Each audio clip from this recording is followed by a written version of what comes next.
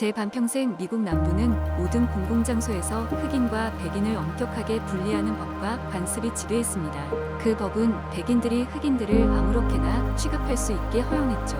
몽고메리 버스에서 백인에게 자리 양보를 거부한 저의 행동이 남부의 분리주의 법률을 폐지하는 결정적 기폭제가 될 것이라고는 상상도 못했습니다. 로저 파크스는 1913년 미국 일라베마주 흑인 가정에서 태어났다. 그는 6살쯤부터 자신들이 자유인이 아니라는 것을 알게 됐다. 미국 남부에는 KKK가 흑인 거주 지역을 휩쓸고 다니며 교회를 불태우고 사람들을 폭행하거나 죽이는 일이 비일비재했다. 몽고메리에서 백인과 흑인은 여러 가지 방식으로 분리되어야 했다. 전차나 공공급수대를 같이 이용할 수도 없었다. 로자는 공부에 재능이 있었지만 집안 사정으로 11학년 때 학교를 중퇴했다. 로자는 1932년 12월 NAACP에서 활동 중이던 레이먼드 파크스와 결혼한다. 레이먼드 파크스는 이발사로 생업을 유지하면서 인권운동가로 활동했다. 로자는 결혼 후 학교에 다시 들어가 1933년 고등학교를 졸업했다. 몽고메리에서 고등학교 교육을 받은 흑인은 100명 중 7명에 불과했던 시절이었다. 로자는 세인트 마가렛 병원에서 조무사로 사회생활을 시작한다. 1941년 그는 공군기지인 맥스웰 필드에서 근무하게 된다. 그 기지는 당시로서는 매우 특별한 직장이었다. 루즈벨트 대통령이 군사기진의 공공장소와 버스에서의 흑백 분리주의를 금지하는 명령을 발표했기 때문에 로자는 백인 동료들과 함께 버스에 앉을 수 있었다. 로자는 악법 폐지야말로 세상을 가장 빨리 또 확실하게 바꿀 수 있는 방법이라는 사실을 깨달았다. 그는 어릴 때부터 백인들이 흑인들을 아무렇게 취급해도 괜찮은 법과 관습이 불공평하다고 생각했다. 그는 1943년 12월 NAACP에 가입하고 몽고메리 지부의 간사가 된다. 흑인에 대한 차별 및 부당행위를 접수하는 업무를 맡았다. 현실은 참혹했다. 새로운 방식으로 싸워야 할 때가 도래했다고 믿었다. 투표권부터 도전하기로 한다. 로자는 1943년부터 유권자 등록을 시도한다. 무사히 사무소 안에 들어가는데 성공해도 등록에 실패하는 경우가 많았습니다. 그 이전에는 재산을 소유한 흑인만 등록이 가능했습니다. 제가 등록할 무렵에는 재산을 소유하거나 문해시험에 통과한 사람만 등록할 수 있었습니다. 시험 결과는 사무소 직원들에게 달려 있었다. 제가 문해시험에 떨어졌을 리가 없지만 합격 여부를 확인할 도리는 없었습니다. 1945년 세 번째 시험에 도전한다. 이번에도 떨어지면 사무소를 상대로 소송할 생각으로 답안을 따로 적어 보관했다. 며칠 후 로자에게 선거 등록증이 도착했다. 그는 절차가 복잡하고 실패를 감당할 자신이 없다는 이유로 쉽게 포기해버리는 습관을 가장 경계했다. 그러나 미국 사회는 점차 폐쇄적인 분위기로 흘러가고 있었다. 2차 세계대전이 끝난 후인 1940년대 말 흑인에 대한 백인의 폭력이 훨씬 더 횡행했다. 고향으로 돌아온 흑인 병사들은 나라를 위해 싸웠으니 자신들도 백인들과 동등한 권리를 가질 자격이 있다고 생각했다. 흑백 분리 체제를 옹호했던 백인들은 흑인 참전 군인들이 너무 건방져간다고 받아들였다. 로자는 사회 분위기가 퇴행적일수록 법적 정의가 실현될 수 있는 방법을 적극적으로 모색했다. 1954년 미국 연방대법원은 브라운 때 교육위원회 최종 판결로 흑백 분리 교육은 평등 이념에 배치되는 위헌임을 밝혔다. 1925년부터 흑백 분리 교육 폐지를 위해 싸워온 NAACP는 대법원 판결이 다른 흑백 분리 관행들, 예컨대 흑백 분리 버스 탑승 제도 등에도 적용될 수 있을 것이라 생각했다. 로자는 분리주의 법 철폐를 위해 앞으로 무엇을 해야 할 것인지 고심했다.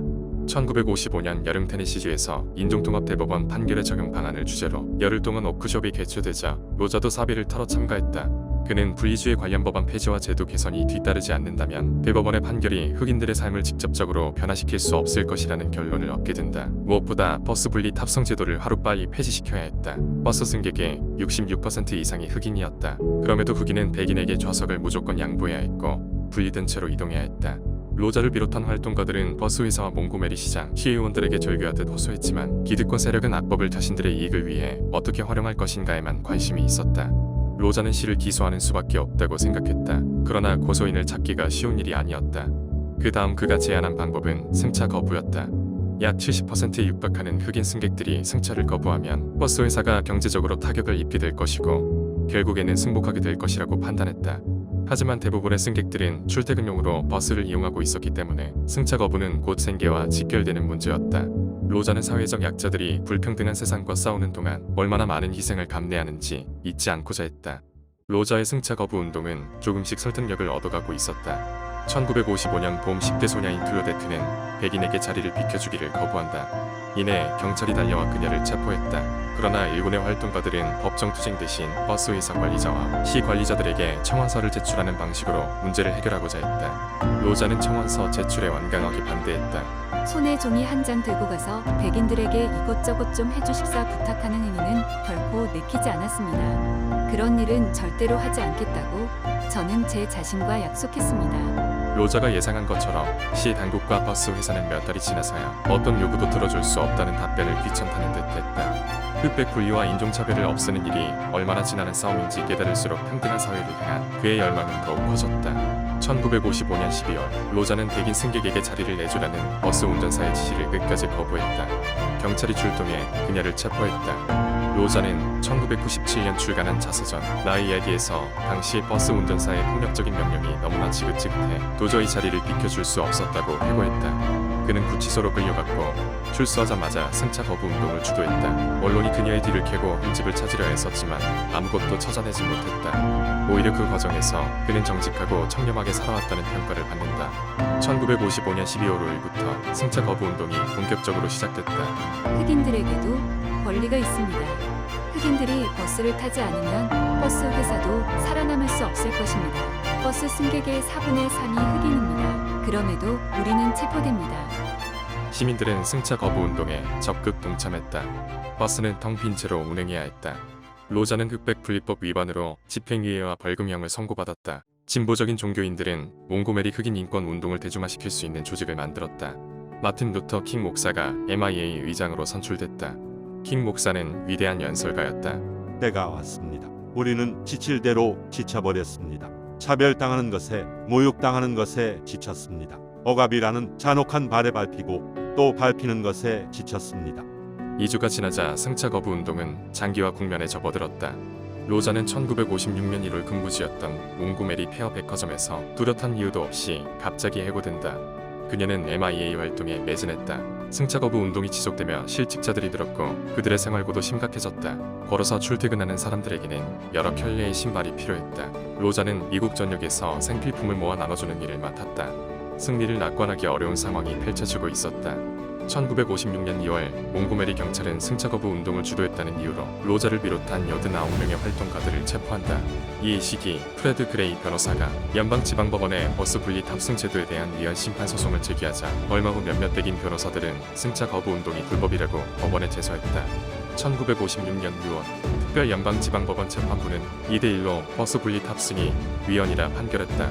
6개월 후인 1956년 12월 21일 흑백 통합버스 제도가 시행된다. 1년 이상 지속된 승차 거부 운동을 승리로 이끌어낸 로자는 버스 앞좌석에 앉아 창밖을 바라봤다. 그는 분명 새로운 풍경을 봤을 것이다. 그는 언제나 법에 관심이 많았다. 1965년 로자는 변호사 출신의 하원 의원 존 코니어스 사무실에서 근무를 시작한다. 그곳에서 23년을 일한 그는 1988년 퇴직 후 저술과 강연 활동을 이어간다. 2005년 10월 로자 파크스는 92세의 나이로 세상을 떠났다. 콘돌리자 라이스 전 국무장관은 로자 파크스의 장례식에 참석해 묵직한 추도사를 남겼다. 그녀가 없었다면 저는 국무장관이 될 수 없었을 것입니다. 1963년 9살이던 콘돌리자 라이스는 엘라베마주 버밍햄에서 KKK단이 일으킨 폭발 사고로 친구를 잃은 상처를 갖고 있었다. 로자 파크스의 사회적 존재감은 건재하다. 2013년 2월 버락 오바마 전 대통령은 국회의사당에서 열린 로자 파크스 동상 제막식에서 그분의 동상을 이곳에 모신 것은 잘한 일이라고 언급했다. 로자는 인간의 삶을 파괴하는 낙법을 폐지시키고 사회적 약자들에게 최소한의 보호막이 되어줄 수 있는 원대하고 획기적인 법이 정착되는 과정이 민주주의임을 여실하게 증명한 정치인이었다. 그의 싸움은 아직 끝나지 않았다.